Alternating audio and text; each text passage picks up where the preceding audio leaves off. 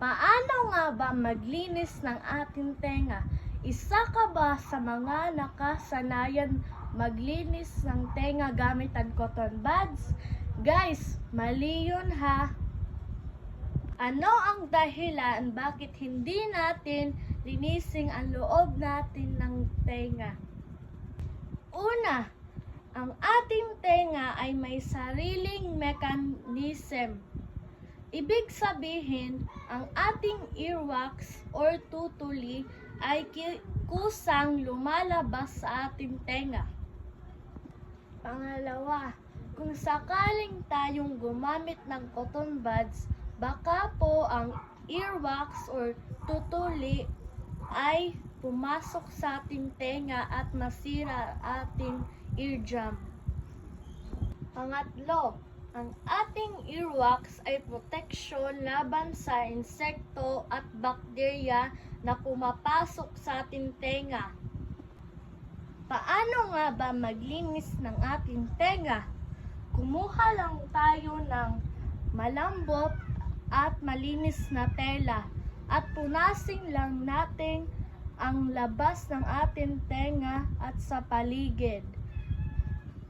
Wag na wag po tayo magpapasok na kahit ano na bagay sa ating tenga. Okay po? Ang ating kamay ay mahalagang bahagi ng katawan. Ginagamit ito sa paghawak ng iba't ibang bagay, lalo na sa pagkain ng ating isusubo. Dapat laging malinis ang ating mga kuko.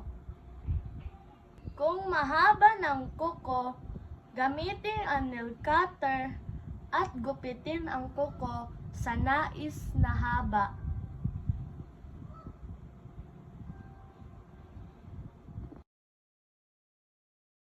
Ugaliin ang pagsusuklay o pagbrush ng buhok.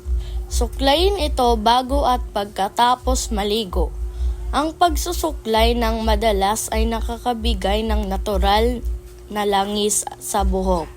Ang pagsusuklay ay nakakatulong din upang maiwasan ang balakubak. Angkop na pag-upo.